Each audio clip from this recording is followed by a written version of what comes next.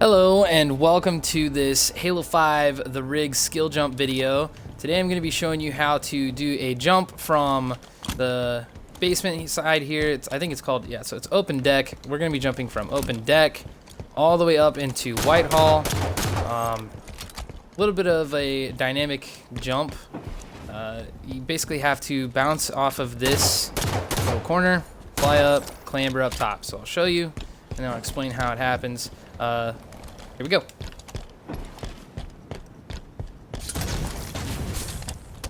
There it is. That quick. So how you want to do this jump is you want to first start off with the sprint. It doesn't have to be a very long sprint. As soon as you jump, you want to try and thrust there. As soon as you thrust, you're trying to get your feet to bounce off that little corner.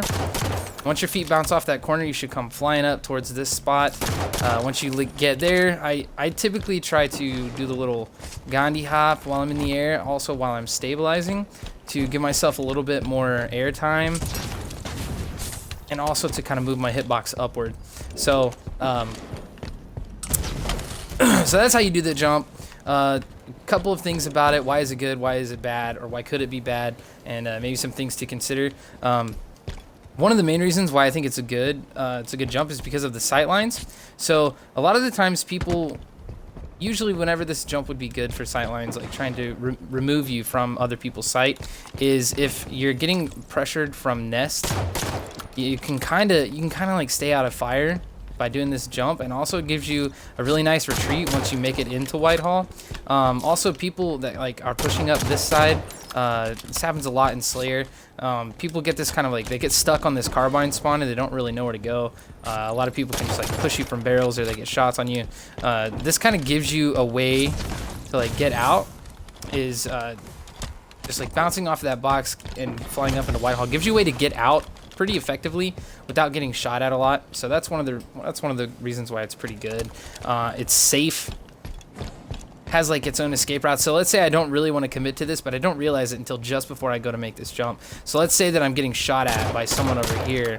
I really don't want to be floating through this space while that person's shooting at me. It's just going to make me way too weak. So and the difference being why it's got escape routes is like, usually you'd want to just like come up here and go through, catwalk, just try to get to top middle or something.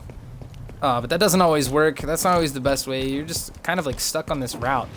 You can like jump out and fly away, but you're still out in the open pretty much. So like, if I just want to like get out of here really quick, I don't want to commit to that. I'm already behind cover. I'm pretty much safe. So that's one of the main reasons why I think it's a pretty good jump. Also, it's less predictable, harder to react to. A lot of the times, again, people like to try to use these catwalks to get up here to top middle or in this Whitehall, instead of just, surprise. As soon as you pop out, you're like right over this ledge and you can be up here shooting people. It's a lot harder to react to that instead of, like coming out here and looking for someone on this catwalk. If somebody's like trying to poke out to see if you're, on that carbine, they may not actually be able to see you when you jump up there. So you might have the flank on them. It's harder to react to. It's also dynamic movement, which is just harder to shoot in general. And it's applicable in other areas. So even if it's not this box, it might be the box that's on BR base over there. You might try it on that as well. Also off of some of these little like, I don't know what those are, but they're on the rails. It's applicable. The same kind of thing is applicable. Some things that kind of make this bad, though, is that failure to do this jump may lead to an unnecessary death. So let's just say that, let's just say we mess up or something. And all of a sudden we're flying through bottom middle. Can't really do much about that. Just die. Either it leads to a suicide, or you flub your movement up and then you're sitting bottom middle like in a sitting duck or something. That's kind of a given. It's any kind of like clunky movement, that's just simply bad gameplay, so try to avoid that. I would say definitely master this technique first before you actually use it. One of the other reasons why I think it's bad, or it could be bad, is it's really situational. I named off quite a few situations where it would be good, but some other situations where it's bad is like when you're getting pressured too much on the carbine, or from Whitehall or on this bridge or something.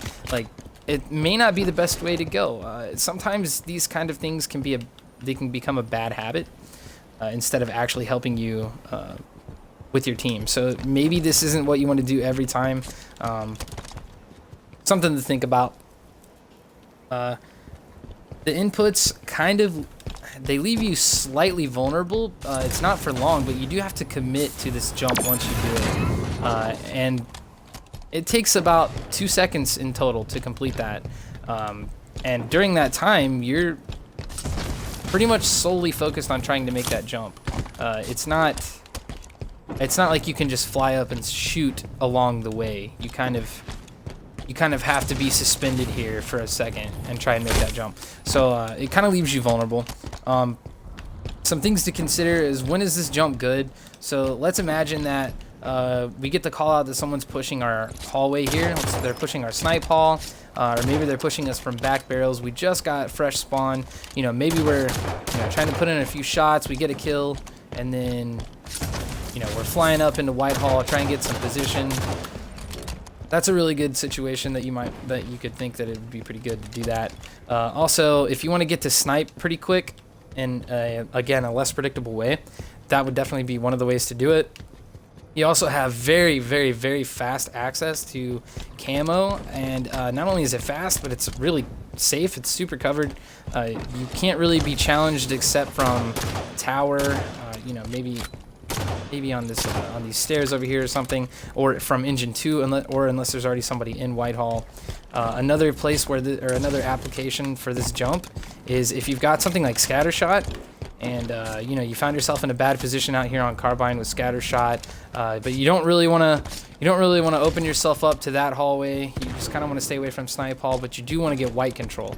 So once you do that, so once you've got the scatter shot, you're trying to make a play, you can just pretty much always have a presence in white. Maybe you get a call out to someone's in white corner, but you're on carbine. Sometimes it's really hard to do something about that, except for, maybe get a nade in there, something like that. But then you really don't have a presence in Whitehall. You're just kind of throwing that grenade. So instead of that, fly up here, get that pick. Maybe help somebody in engine 2 while you're here. Maybe try to put some pressure on the enemy sniper, something like that. How does it give you an advantage? Well, again, this kind of goes back to the being less predictable. It gives you the jump on someone in this area. It also allows you to have really fast access to camo. It basically, the whole point of this jump is to, at any moment, a lot of teams like to control the inside of the map, which is like over a BR base or a tower or something like that. At any given moment, you could have a presence in Whitehall, and to me, that's pretty significant. To just be able to come up here and just start laying down shots. If your teammates are pushing up and you're just fresh off the spawn, you can get to that 50-yard line really quick. So those are some of the things to consider if you're going to try to use this jump. I would say go for it. Try to find better situations for it. Try to know when not to use it. First things first, get it down so that you have a really high success rate with this jump.